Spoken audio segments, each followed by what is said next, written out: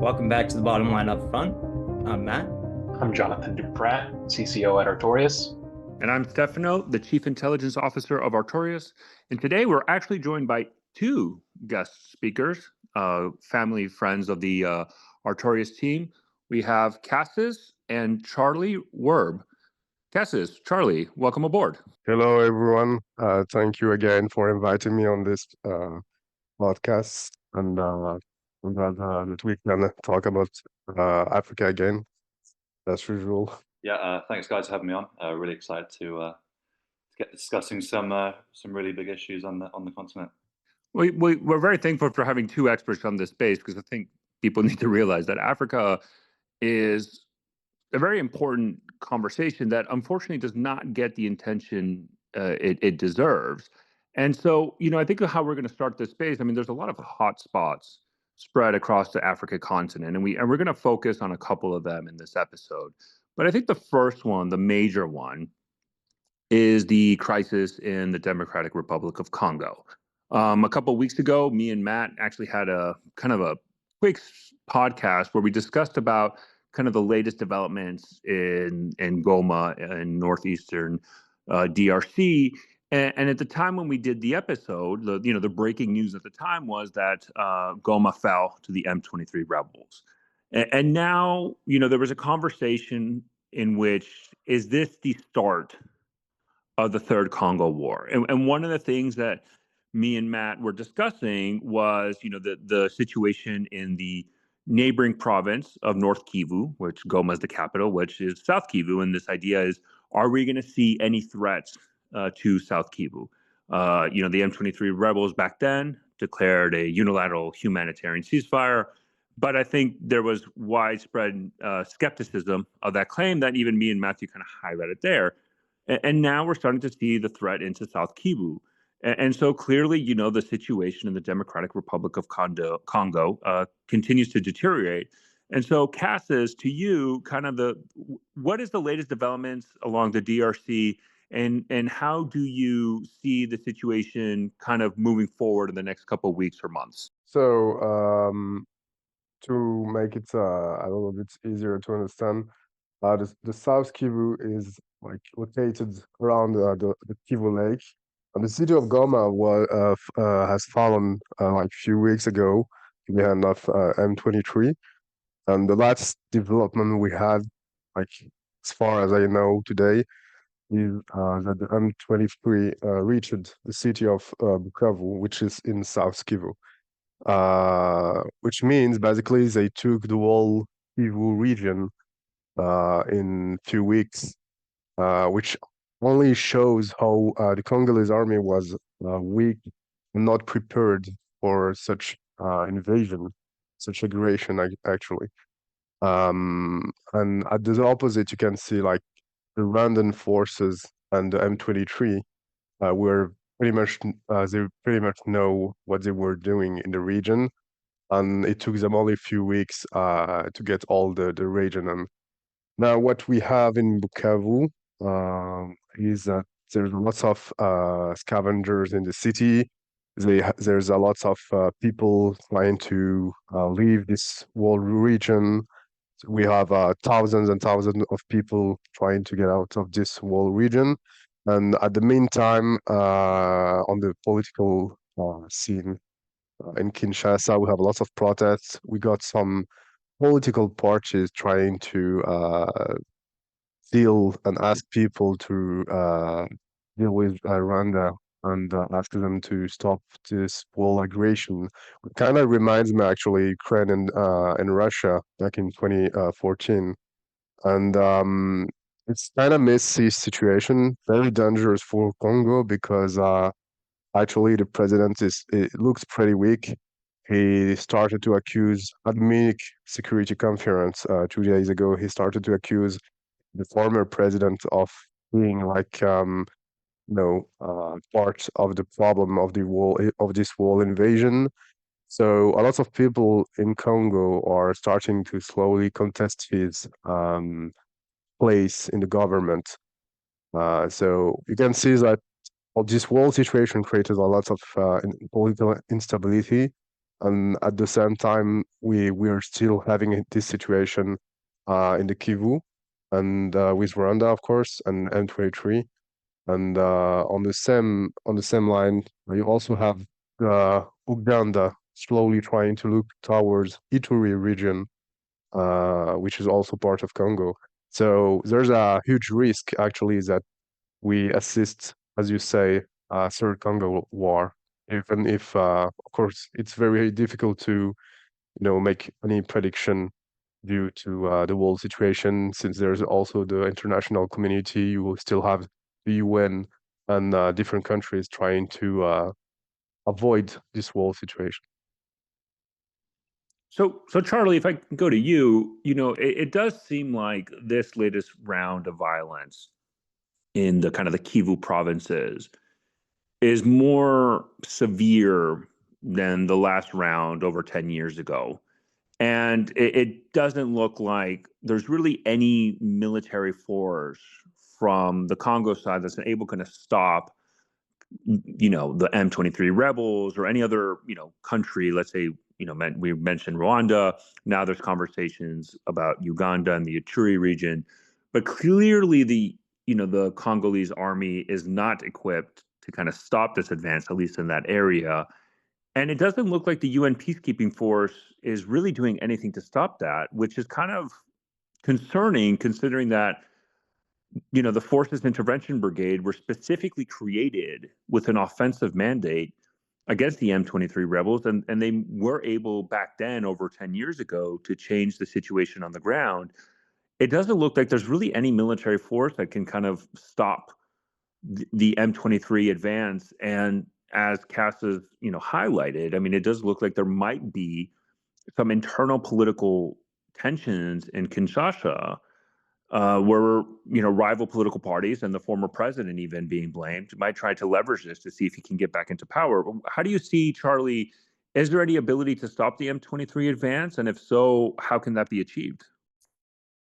Yeah, it's a really good question. I think the sort of when you analyze M23's capture of Goma and compare it to the way that Bukavu has fallen over the past few days, it's a really stark contrast. I mean, there was at least several days of fighting for Goma, whereas when the nearby airport, fell 2 days ago, there was footage immediately sort of making the rounds on social media of soldiers abandoning their positions around the capital of South Kivu.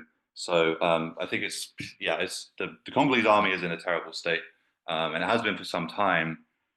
It's really struggled to halt M23's advances, which go far beyond this sort of the recent few weeks of fighting, which have really put this conflict in the international spotlight. But M23 re-emerged in 2022, and they've been slowly escalating their violence over the course of several years.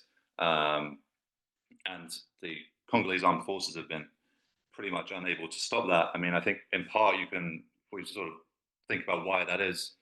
They're very heavily reliant on these sort of militias, which are a lot of them pro-government militias. They're called the Wazalendo, which means patriots in Swahili. The government's trained about 40,000 of them over the past several years, but these groups have been, their success or their ability to hinder M23's advance through the Eastern DRC has been limited at best. I mean, they've been often accused of a range of sort of human rights abuses and whatnot. So I think it's really important to look at the sort of context in the Congo. The military, I think, for a lot of civilians in the Eastern DRC is just another armed actor. They lack legitimacy. They lack popularity. There's not a huge difference between them and the list of other groups, including M23, but many others present in the region. I mean, these are all armed groups that will, rob, extort, murder the local population. But I think, it's going to be interesting to see if and where M23 goes from here. I think personally, what I'm looking at quite closely is what Casus pointed out is the future of Tshisekedi, because his position looks increasingly tenuous. Similarly, he's not exactly a leader who's ever enjoyed a huge amount of popularity or legitimacy. The election which put him in power and his subsequent re-election several years later were both marred by accusations of fraud and irregularities. And this is a guy, I don't even think he trusts his own military. He's protected by an Israeli private security service provide his personal security. I've read reports that he refused to go to Tanzania last week for a regional peace summit out of fear that perhaps something may happen while he was out of the country. So I think, questions are increasingly being asked of his management of the country and the armed forces. But it's going to be a very interesting few weeks. I'm really looking closely to see where things will go from here. So I think so Charlie, if we look back to 2012, that was the last time that M23 had taken Goma, and that really seemed mostly focused on ethnic grievances. But it seems this time around there's more of a eye on political power. Is that something you agree with? Can you expand on what has changed since 2012 to now? Yeah, I think it's quite interesting because M23, you can sort of trace their genesis back several decades, but in 2012 they were still kind of ostensibly fighting under the guise that they were there protecting ethnic Congolese Tutsis, but now their aims are like far more maximalist. I mean, they're talking about overthrowing the government in Kinshasa. So it seems like they've changed a lot. I think they've had a pretty significant amount more of support from Rwanda, and I think they do get a pretty significant amount of direction from Kigali. So I think something's changed there. I think, but yeah, at the end of the day, I mean, what we've got now is this is a conflict that as I said, it goes back decades. But you can kind of trace what's been going on to Rwanda, who I think I talked about the M23 fighting under the guise of protecting Congolese Tutsis, but Rwanda sees the FDLR, which Democratic Forces of the Liberation of Rwanda, who a group that was set up or sort of formed in the wake of the Rwanda genocide. Some of the perpetrators went on to set up this group. Now the FDLR is still active in the Eastern DRC, and that's a big point of contention for the government of Rwanda.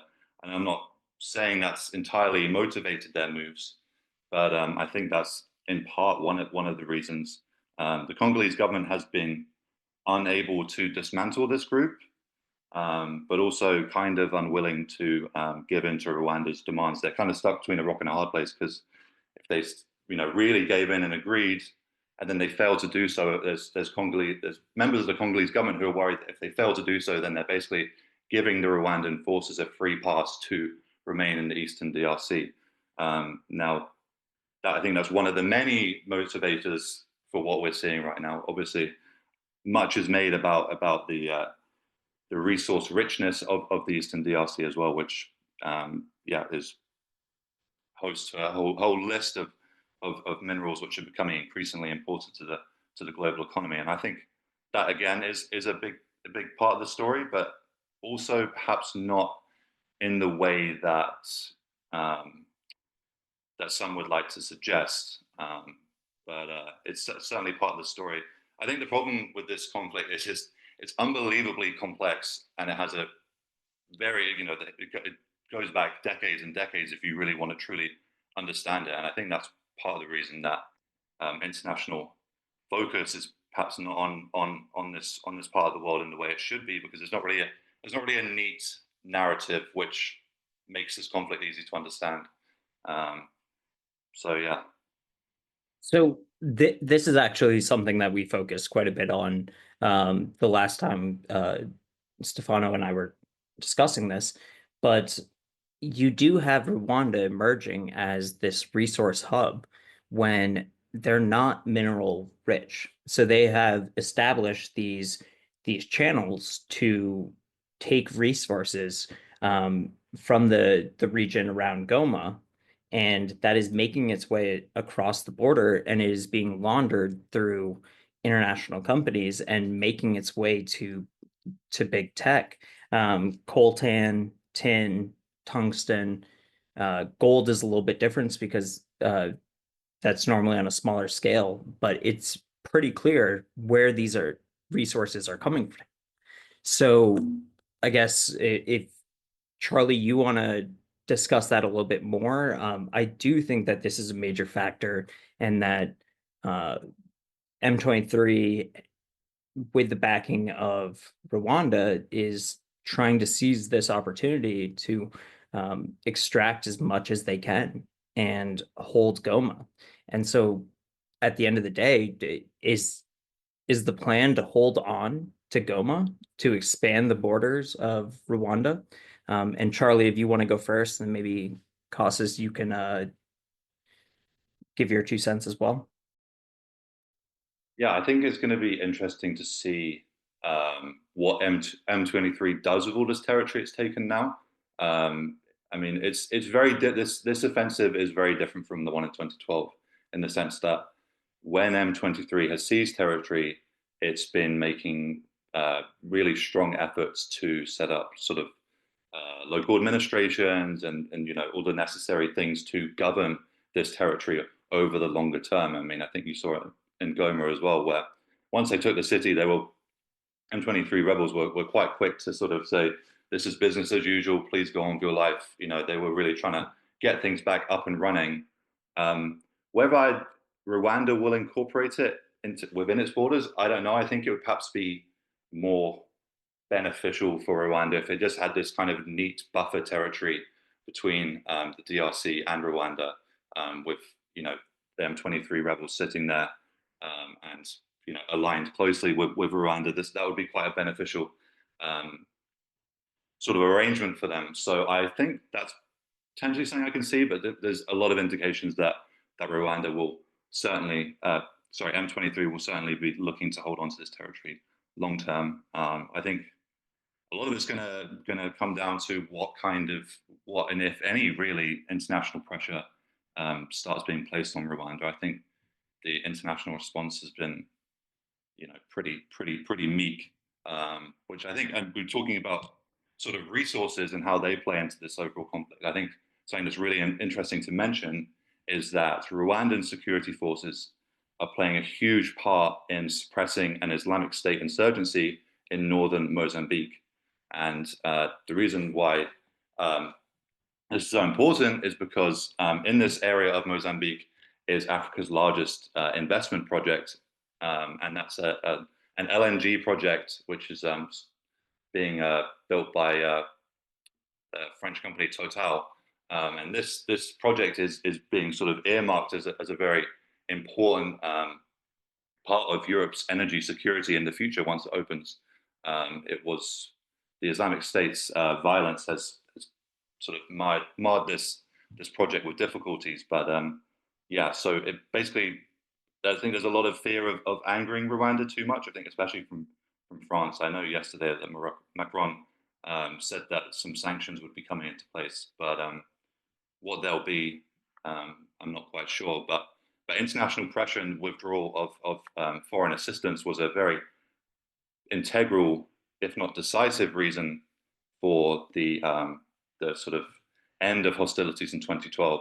So I think again, it's going to be an external response which determines how this conflict plays out now. But yeah, it would be interesting to see, perhaps particularly with the French sanctions, what your thoughts are, Casus.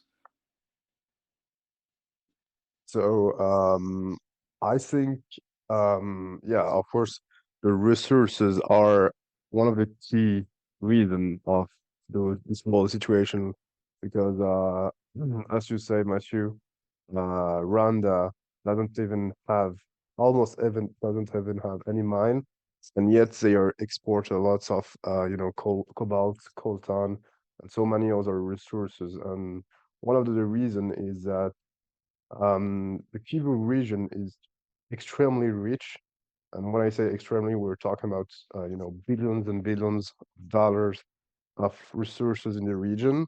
Not only minerals but also oil.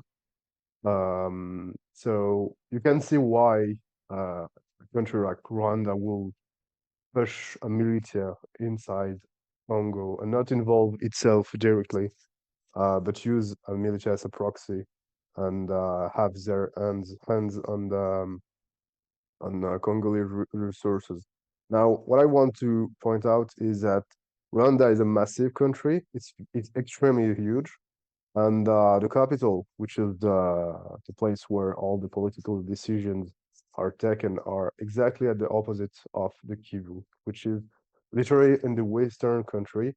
So there's this kind of distance between what's happening in the field and what's happening in the capital, and at the same time, there's a lot of different realities, which makes it even harder for Congo to be able to fix this whole issue. So yeah, I just wanted to point out that this is a very huge country. You have this situation, and if you follow the road that the path that took M23 in Congo, you will realize that the whole spots they have took, like they started with Gomas and they went south as they kept on the road. When they took the Kavumu airport, and this is very interesting because around this airport there's a lot of important mine and exploitations of coltan and cobalt. So I'd say definitely this is one of the key answer to this conflict, but not only because there's also some you know run that just see the opportunity and takes it because Congo have a hard time with their army. As you said, Charles, Congolese army is very poorly trained. They're very poorly equipped, and you can see them flying the battlefield when they hear about M23 progress. And also, there's a lot of different problems because, for example, they have these Walazendo groups, which are kind of like volunteers, which with civilians, which gives them weapons. And now you see them starting to rob and kill people in the cities, like in Bukavu, in Goma. They taking advantage of the situation. They just start stealing everyone and then leave the city. So you have you have the whole ingredients for a massive uh, chaos in the region. And on the sanction part, I have seen that the European Union started to put sanction on Rwanda, mostly on resources. But honestly, the European Union is giving a lot of development help to Rwanda. So honestly, I don't see any change in the future because the European Union itself is not totally agreed on what the relation with Rwanda should be. Mostly because there's a lot of countries in the West, not only in Europe but in the West, which have their own interest with Rwanda, taking benefits with minerals and oil and so many other contracts. So this whole situation kind of reminds me Ukraine and Russia. You have this eastern part of Ukraine, kind of which is kind of aim of Russia. So you can kind of compare it to this war. Um, Obviously, it's not exactly the same, but you still have this same configuration. The only point is that not everyone agrees on what we should do with Rwanda actually, despite their multiple violation. And yeah, in general, I just think that the question will be from now they have took Roma, they have took Bukavu. So what will be next? Will they stay and stop there? I have some doubts. They might stop to try to negotiate some ceasefire for a few weeks just to make their stuff up and take some rest, but they might start progressing again. And this whole situation is extremely dangerous because it also opened the interests of other countries in the region, which we don't talk a lot, like Uganda, which also have some eyes on part of Congo. So yeah, you have this whole situation. It's extremely complex with racial, you know, racial problems between Tutsi and Hutus, and then other uh, ethnicities in the region. You have this question of minerals. You have this question of what the international community think we should be doing against Rwanda to stop this world mess. And then you have this local, regional issues between Uganda wanting their own part of Congo, Rwanda having their eyes on Kivu, and then some other countries trying to play an intermediate role with Congo. So at the same time in Kinshasa, if you look and talk with people, they will tell you that Tshisekedi have a very little legitimacy to stay in power now. So this is a very dangerous situation now. And lots of people now are starting slowly to talk about, balkanization of Congo because a lot of countries want are part of the country. And yeah, this is basically what the situation is actually now. We don't know how it will end, but all we can say is that there's a lot of deaths already, even among civilians. There's also a lot of murders, rapes, and a lot of people trying to fly from this whole mess, in the eastern country. So, I think this is a good opportunity. I mean, we highlighted the complex nature, the situation in the Democratic Republic of Congo, the involvement of foreign powers in destabilizing a sovereign country, the possibility of internal instability, and the risk that has to then even spread this war even further. I mean, for those interested, I would recommend kind of reading up the history of the First Congo War and how Zaire transitioned to the Democratic Republic of Congo, and kind of what that then led to, the most violent war since World War II. And I think, unfortunately, this third Congo War, the possibility of a third Congo War, is something that needs to be taken seriously, especially with the involvement of all these foreign powers. But, another country that we mentioned in the intro that I think needs a lot of attention as well is the situation and the development in Sudan. I mean, East Africa as a whole has a whole long list of issues, from the Al-Shabaab insurgency in Somalia to the conflict and the civil war in Ethiopia and the complex nature of the ethnic tensions there, to the dispute Ethiopia has with Egypt and the Nile River. But Sudan specifically, I mean, there's a significant civil war between the Sudanese armed forces and the Rapid Support Forces, the RSF, that has been going on almost 2 years now. It started in April of 2023. But lately, what we've seen is kind of this transition in the war, where in the beginning it really looked like the Sudanese armed forces were kind of in the back foot, and now we're seeing the RSF now losing significant amount of territorial control, and now the RSF looks like they're the ones that are most likely in trouble. So, Casus, I know there's a lot of leaderships, there's a lot of people involved. I'll go to you first to kind of start this conversation in Sudan. What is the things that you're kind of noticing in Sudan? And if you can provide a quick overview, and where do you think the situation will move forward from in Sudan? So to talk about Sudan, I think it's very important to talk about Chad, as they are both countries very linked for a historical reason.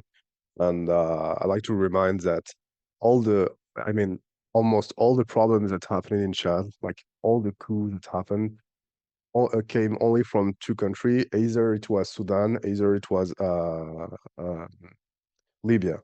So you have this whole situation, and then you have the civil war going in Sudan. And what I see, but I'm not very up to date as I've been following lots of Congo development. What I see is that indeed the National Army, the SIF, Sudanese army is making lots of progress in the capital.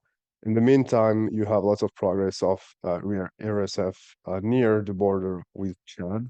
There's a lot of places attacked by RSF trying to push and keep some cities. And of course, it's little secret that Chad also have its interests with RSF, mostly for ethnical reason, because there's Zagawa in both sides, and Zagawa is the minority, the ethnic minority in Chad leading the country. So there's this whole situation, and then if you zoom out, you also have Saudi Arabia, Emirates involved in this situation. Emirates with their air base in Chad, which is supporting uh, RSF in the country. Saudi Arabia playing with the Sudanese army on the other side, and other little actors playing also in Sudan. So yeah, we have seen a lot of progress of Sudanese army. What I wanted to keep an eye on was the Russian activity uh, uh, in Sudan, since Lavrov, the Russian foreign ministry, said that everything was agreed on, considering a potential military base in Sudan, in Port Sudan actually, which kind of raised me, my attention, because it might mean that this whole situation will end not soon, but we're closer to the end from now, probably because there's talks ongoing.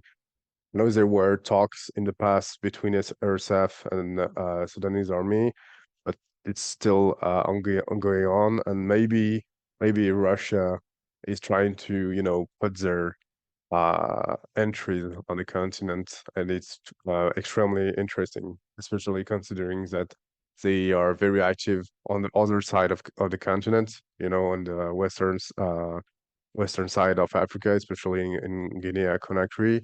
They have been sending a lot of weapons through this country to Mali and Sahel, which we'll talk later. So yeah, basically the Sudanese army is making lots of progress. I doubt that Emirates and countries like Chad will just let them win and settle in the country, as they have as they have a lot to lose. But yeah, this is my overview. Well, and I think you brought us something very important. So when we look at the intervention into Libya uh, back in 2011, that was something that made it through the Security Council, but the results of that, obviously Gaddafi fell, but a lot of the people who had been mercenaries for Gaddafi went back to their countries of origin, and that was hugely problematic, especially in the Sahel, but across Africa. Um, a lot of people with this Salafist ideology ended up going back to their countries and joining militant groups. Um, so I think that's definitely something to track and be aware of. And Charlie, if I can go to you, it's specifically just quickly on Sudan, because I think the conversation of Libya, and then the next segment we're going to have in the episode about the Sahel, I think is an important conversation. But the situation in Sudan has, in many ways, similarities to the situation in the Democratic Republic of Congo, where you have competing powers kind of intervening in a civil war. I mean, I think it's important to highlight that the RSF relies heavily on support from the UAE. So there's kind of this international aspect of outside of the continent of Africa, where more players are involved, as mentioned earlier. Saudi Arabia for the Sudanese armed forces, the UAE with the RSF. But I mean, you do also have countries in Africa kind of play a role. And so the question that I would have for you, Charlie, kind of the areas that you focus on, do you believe that Sudan, just like in the DRC, I mean, obviously there's internal tensions, and we haven't even touched upon really about how the civil war really started from the fall of the dictatorship, Omar Bashir, and then kind of the opening of a democratic movement, the military coup, and now Hemeti of the RSF trying to seize power. But do you see kind of the involvement of kind of these regional international players making the situation in Sudan much worse, and almost perpetuating the conflict there? Yeah, massively. I think you can't really understand this conflict or the trajectory that it's taken over the course of almost 2 years without looking at who has been fueling and backing the RSF and the SAF. You touched on the UAE there, and I think their support in particular is massively important for the RSF. I don't believe they'd have the same sort of levels of offensive capabilities if the UAE were to withdraw their support. And as Casus mentioned, a lot of this flows through Chad. But in terms of the SAF's recent success, yeah, I mean, at the beginning stages of the war, it did seem like it was the RSF who had a lot of the momentum and had the initiative, but that has changed in recent months, and I think in part that's again due to external support for the SAF. The Sudanese military has massively improved its capabilities. It's gotten a lot of new military equipment and sort of reorganized and reconstituted its forces, but these weapons and equipment, a lot of it's coming from outside. Again, we're seeing Turkish drones popping up into the picture and being quite a useful asset for the SAF. So yeah, I think it's really interesting, as we've just touched on as well, about the Russian base in Port Sudan, which is where it's basically been the de facto capital, well, at least for the SAF, that is. But if they're able to take Khartoum entirely, which most indications seem to suggest that's the most likely scenario at this time. The RSF's lines have been collapsing pretty rapidly over the last few weeks, and it seems unlikely they'll be able to maintain a foothold in the capital. But if the SAF is able to sort of build on that and sort of move back into Khartoum, I think we could again see them make some further gains. I think it's quite, yeah. There are definitely some parallels to the DRC, not only due to the centrality of foreign powers in this conflict, but also, Casus mentioned about the balkanization of the DRC. I think that's not. We're not going to look at Sudan fragmenting into multiple parts, but I think it's definitely a real possibility that we see the RSF manage to maintain its stronghold down in the more of the south of the country, in the Darfur region, which they have yet to be able to fully take. While a lot of eyes have been on Khartoum, rightfully so, over the last few weeks, the RSF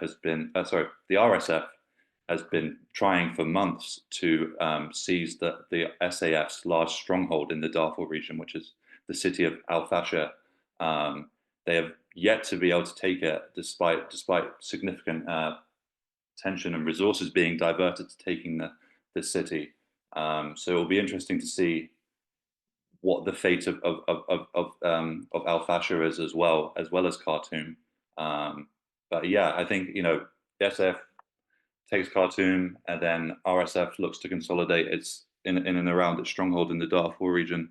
And it'll be interesting to see if the SAF makes a really strong effort to go and reclaim the rest of the territory down there, or if it's perhaps willing to settle with Khartoum, at least for the time being, to sort of rebuild its forces and gear up for the next stage of conflict. So if I may, because Matthew, I actually have a question for you about this, because I know the topic you cover. It's interesting, the situation related to Russia and this possible deal in the port of Sudan with the SAF, because it's important to highlight that Wagner had a significant presence in Sudan. There was a lot of reporting of Wagner forces supporting the RSF, and kind of this something similar to we've seen in the Sahel with mineral extraction, and the support of the RSF. And Sudan was even an interesting case study of kind of the extension of the war between Russia and Ukraine, where we saw Ukrainian, kind of special forces battling Russian Wagner in Sudan, kind of this extension of the Russian-Ukraine war in Sudan.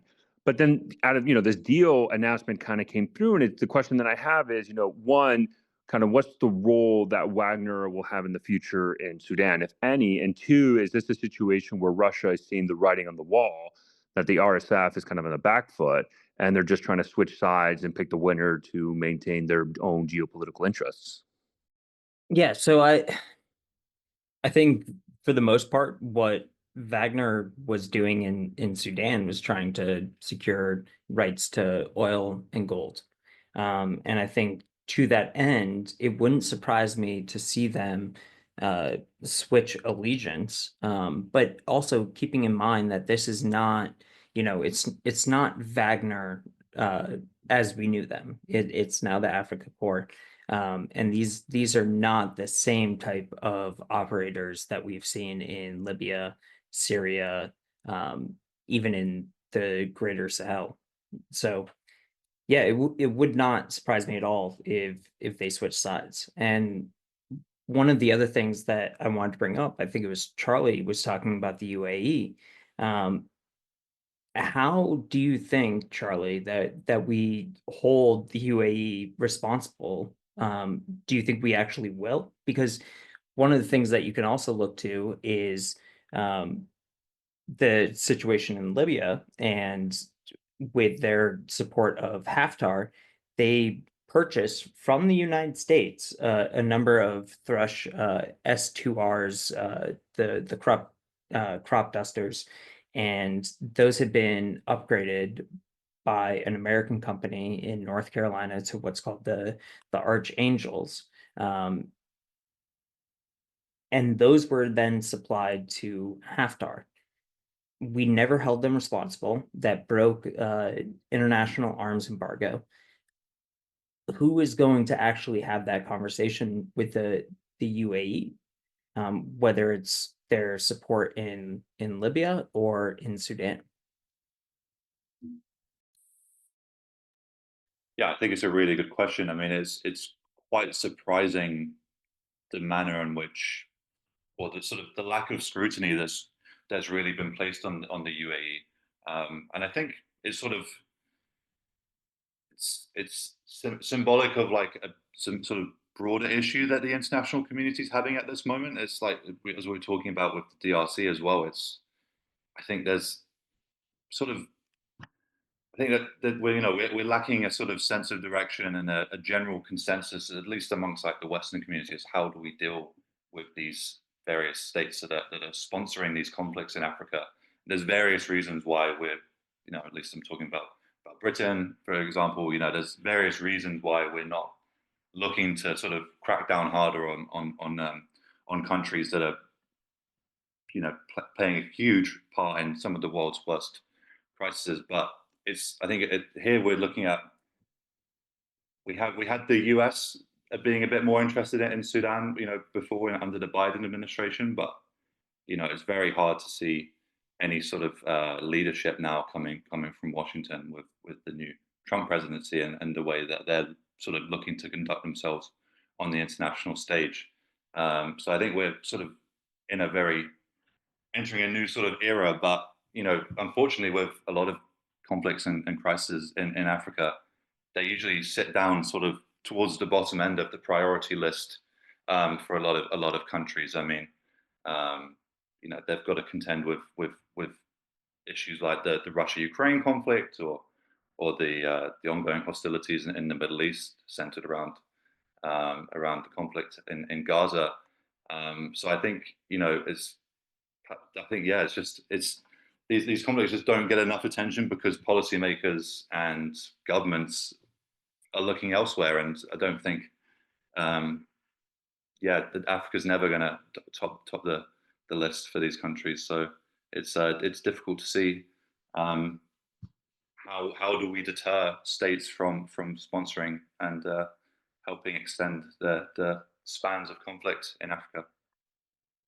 And speaking of developing conflicts, one of the things that I have been paying attention to, and that I think is a great risk to the United States, to Europe, is the conflicts in the Sahel spilling over and having some of these organizations gain access to the Gulf of Guinea.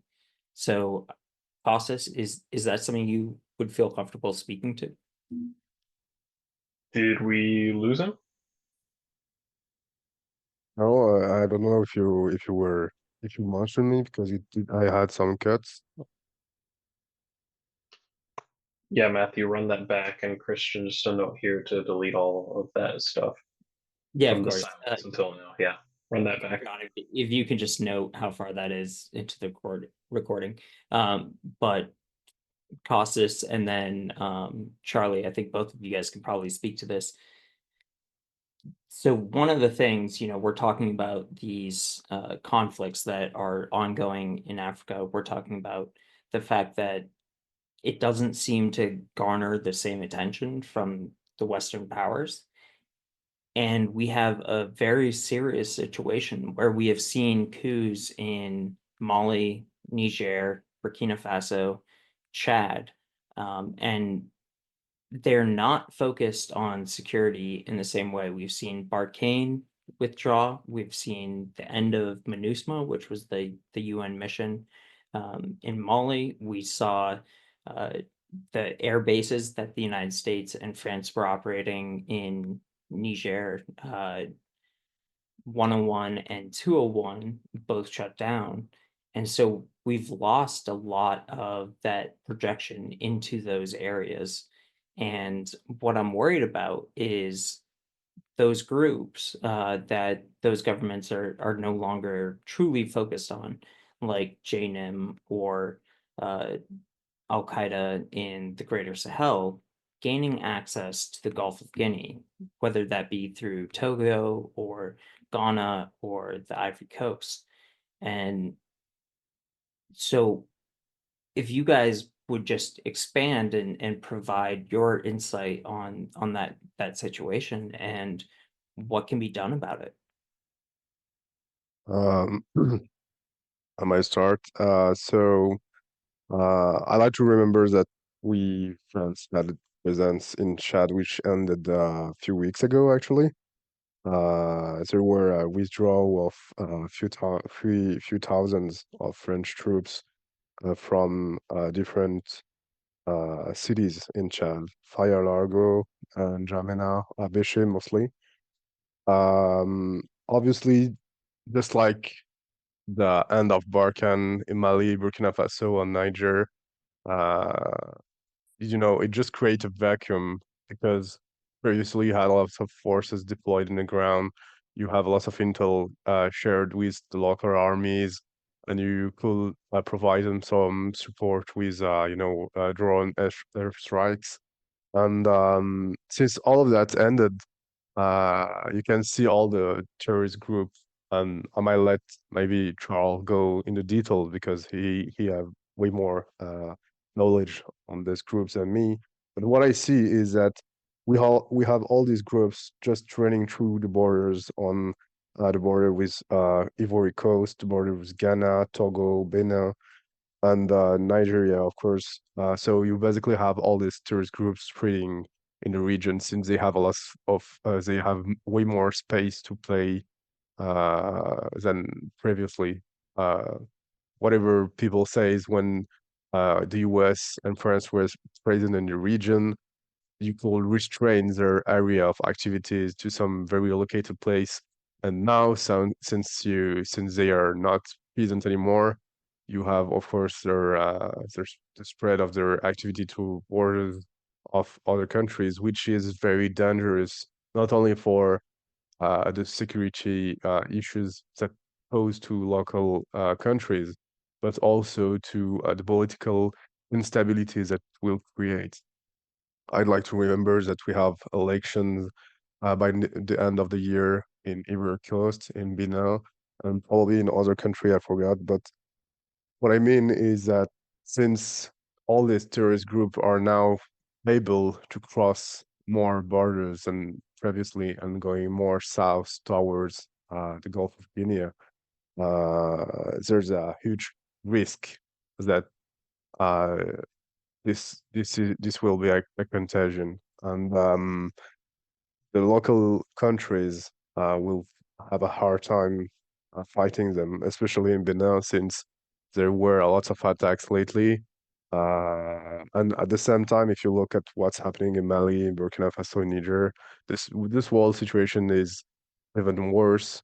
Uh, we have seen them trying to create joint army with 5,000 people, and at the same time, we had this convoy coming from Russia, crossing Guinea and transiting to Mali, with a lot of equipments, with tank, BMPs, and so on. So you have this whole situation, you have this new uh, putschists in place trying to save themselves and preserve their power. You have these small groups slowly spreading in the whole region, and at the same time, you have elections coming soon. So, uh, yeah, you can have a lot of change by the end of the year, not only with the election but also with the security situation. And on the question of Russia, which is what I'm working on mostly, uh, you see that Russia is slowly trying to place itself in the region. You see them active now in Guinea, Equatorial Guinea, and you see them sending boats with a lot of heavy equipments in Conakry. You see them active in Central Africa. And I think it's wrong to talk about Wagner as it's almost ended now. They are still in place in Central Africa today, and this is one of the countries they were using, by the way, to just support RSF in Sudan because they're in a small border in the south, and they have a little presence in Mali, but it seems like that it's being replaced by this new Africa Corps regiment, which is part of the Russian Ministry of Defense, but of course with not the same quality because Wagner had a lot of experts, lots of equipments, and lots of freedom in terms of capabilities and activities. Now with this Africa Corps thing, it's quite different. They have a lot of search issues to recruit specialists, and this is not the same aura as I'd like to say. And yeah, you have this whole situation. You have Russia slowly trying to increase its presence. You have other key actors like Turkey trying to sell and expand in Africa, developing their ties with many countries. And then you have this terrorist group issues. You have the elections coming soon. So yeah, everything will change very fast by the end of the year. And in general, this end of American French presence in the Sahel just created a huge vacuum, in my opinion, which is a vacuum which Russia and other actors are not able to fill completely. And at the same time, the new government created in the region are not able to completely face these terrorist groups. Yeah, I think that's a great point. Fagner is not the same organization that it was. And obviously we're seeing Africa Corps sort of move in. But at the same time, Russia's goals remain the same. And so that's certainly something to keep an eye on. I just truly worry about their footprint expanding. And I think two of the places to really look at are Ivory Coast. It seems that for the time being, at least, that they're going to remain um, in line with the United States. Benin and Ghana would be the other two. So I would keep an eye on Abidjan. I would keep an eye on Cotonou in Benin and Accra in Ghana, because that's sort of the last line of defense. Charlie, do you have any final thoughts? Yeah, you're absolutely right. I mean, I think now we have seen over the past several years, it's particularly JNM that's the main threat to the Gulf of Guinea. I mean, IS is being noted some of its activity is around the border with Benin as well, but it's Jnim which is expanding and sort of present in all four of the Gulf of Guinea countries. And actually, the Cote d'Ivoire was the first of the four to be attacked, I think almost a decade ago, but it hasn't suffered an attack since 2021. Ghana has never been attacked yet, although similarly is experiencing increased jihadist activity in its northern regions. But it seems for the time being that Jnim is quite happy to use Ghana as a sort of rear base. Some of their fighters receive medical treatment in Ghanaian hospitals. The livestock that they often steal from local communities in the Sahel, they can take it over the border to Ghana and sell there along with weapons. So Ghana is kind of providing this environment that's quite useful for Jnim at the moment. So we haven't actually seen any attacks there yet, but I imagine that there will eventually be a time where that may change. But in terms of Jnim's offensive actions, it is very much focusing them on Togo, but by far more on Benin. Earlier in the year, I think it was on the 8th of January, Benin experienced its deadliest ever terrorist attack. A base just on the other side, just a couple kilometers away from Burkina Faso, was attacked by Jnim. Over 30 soldiers were killed. So really devastating. I think it really sort of showed the threat that's facing Benin. And again, actually, yesterday, Jnim claimed another attack.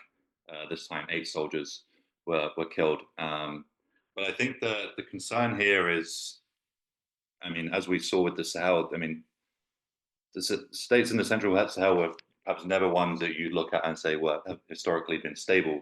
But we've seen that the instability that's followed the rising levels of jihadist violence.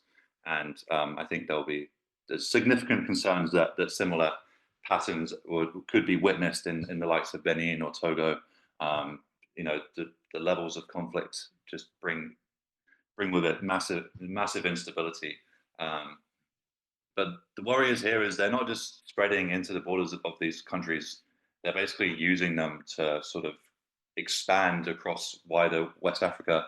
A UN report on monitoring the activities of Al Qaeda and IS was released last week, and in it they noted that Jnim is using Benin to try to cross into Nigeria, where they're trying to link up or sort of revive an Al Qaeda affiliate called Ansaru, which has been lying relatively dormant over the last few years. But I think Nigeria is certainly somewhere that Jnim is going to be looking more towards. And as you can see, if they're just allowed to expand this way, then we're just going to be looking at this, vast swathes of territory under jihadist control.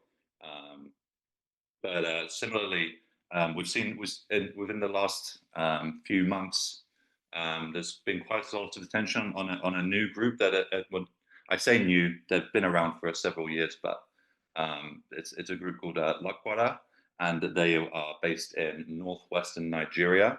The sort of affiliations of this group were unknown for quite a while, or at least very hotly debated, but it now seems that they have quite close ties to IS.